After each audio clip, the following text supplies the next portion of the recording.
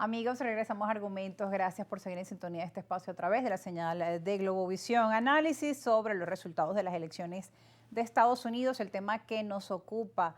Donald Trump, expresidente, también un empresario, pues famoso, también por un programa de televisión donde justamente hacía alarde de sus éxitos en esta materia, en la materia financiera, como negociador, como un empresario próspero estadounidense.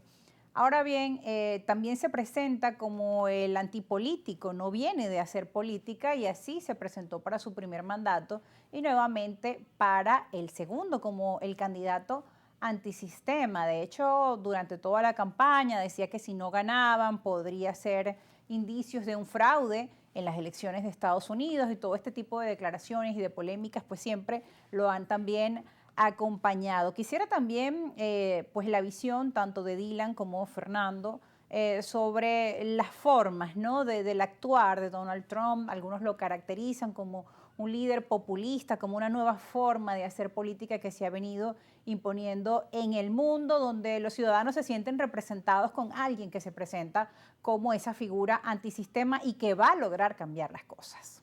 Se trata, en mi opinión, de un liderazgo que tiene cuestionamientos frente a un modelo que ha demostrado que experimenta una crisis en diversas dimensiones: crisis económica, crisis ambiental, crisis energética, una crisis del liderazgo de los Estados Unidos en este momento como consecuencia de sus políticas en el mundo. Pero adicionalmente es un liderazgo que tiene, digamos, un claro perfil de extrema derecha. Estamos hablando de un liderazgo vinculado al sionismo israelí, que en este momento ha no solamente perpetrado un genocidio contra Palestina, sino que ataca Siria, ataca el Líbano, ataca Yemen, Irán, entre otros pueblos de la región, pero también está vinculado acá en América Latina y el Caribe a Bolsonaro, al uribismo, acá en Venezuela a los partidos más radicales de la extrema derecha, en el caso de Centroamérica, Bukele, etcétera. En En fin, Argentina, Milei. en Argentina, Milei. Se trata de uno de los portavoces en este momento de las corrientes más conservadoras del mundo.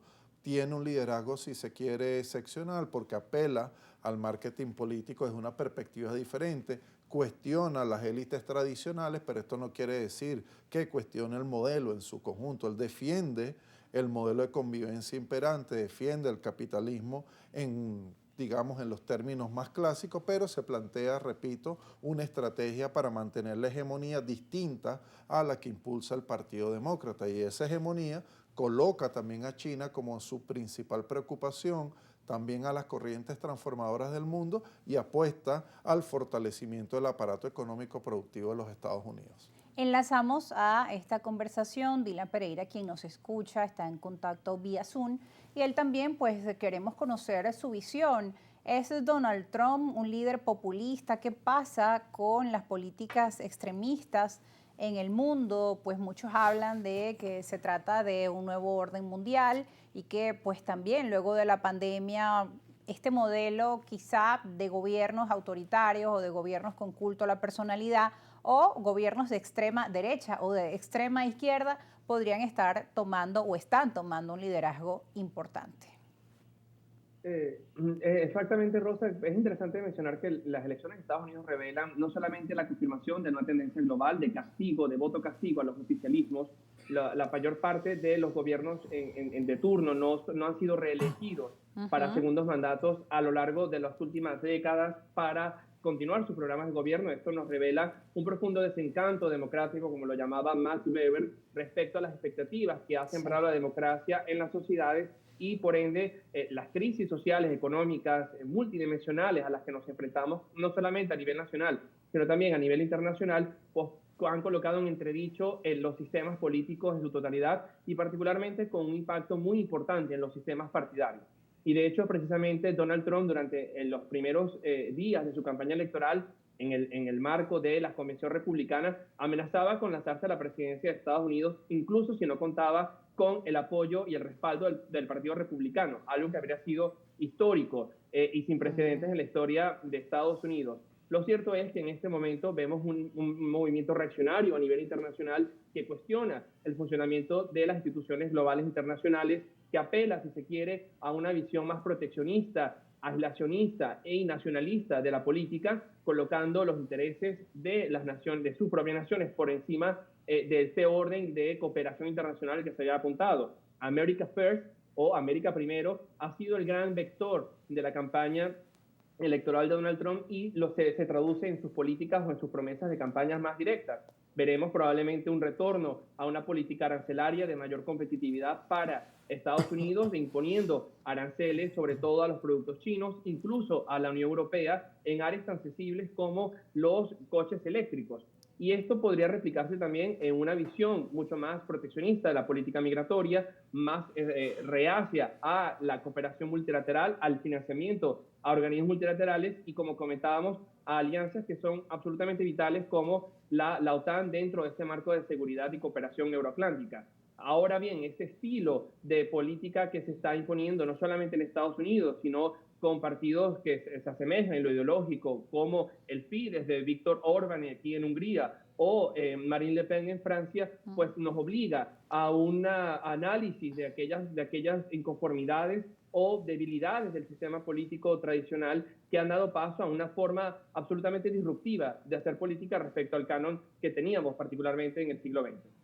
Esa forma de hacer política, el debate de los argumentos quizás se ha ido perdiendo del debate político, no solo en nuestro país, a nivel internacional, es decir, la gente se ha venido polarizando, ha venido teniendo posturas polarizadas hacia un lado o hacia el otro, quizá pues dejando un lado la razón y tomando también más en cuenta las emociones o el deseo de lo que quiero o aquel candidato que me hace promesas que, aunque suenen difíciles de cumplir, pues suenan pues muy prometedoras, ¿no? Ese apasionamiento, Fernando, de tanto las personas desencantadas con la política tradicional y que quizás se están yendo hacia estos modelos que prometen cambios rápidos, pero que pueden significar una mejora para su calidad de vida, a veces sin tomar en cuenta el fondo, ¿no? del discurso político.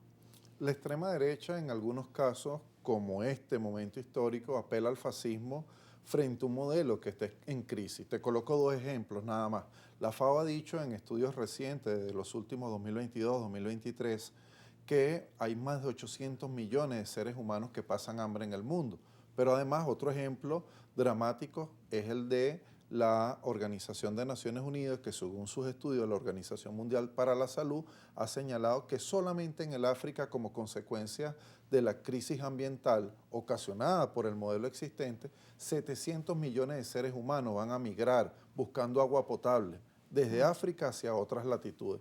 Hay un mundo que está en crisis como consecuencia de los intereses geopolíticos de las grandes potencias, pero también el modelo económico que se ha instaurado. Desde esa perspectiva, hoy han surgido voces críticas frente al modelo, pero la derecha ha tratado de reformatearse y ha colocado en escena un conjunto de liderazgos, algunos de ellos los ha mencionado Dylan, y esos liderazgos hoy pretenden, digamos, apelar a la crítica, al cuestionamiento de las instituciones tradicionales, pero esto no quiere decir que haya una apuesta por una transformación radical, ni del orden internacional, ni tampoco del orden interno. Se trata, en otras palabras, de darle viabilidad política, económica y social a un modelo que está sumamente cuestionado y que ha demostrado a todas luces que tiene problemas, que tiene retos, que tiene desafíos, que lamentablemente mientras se imponga, digamos, la tesis económica de la acumulación de ganancias, elevar permanentemente esos márgenes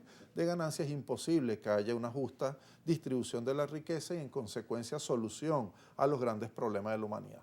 Tenemos que ir a una pausa. Al regreso le pedimos a Dylan Pereira que nos continúe acompañando, licenciado en estudios liberales y editor en jefe de la revista Diplomática. Fernando Rivero, magíster en filosofía de guerra y analista político, también continuará con nosotros. Y ustedes, querida audiencia, pueden escribirnos a nuestras cuentas en redes sociales si también tienen preguntas para nuestros invitados, nuestros analistas de esta tarde. @argumentosgb es nuestra cuenta en Instagram, @rosa_periodista es mi cuenta, que está siempre a su disposición. Ya regresamos, no se aparten.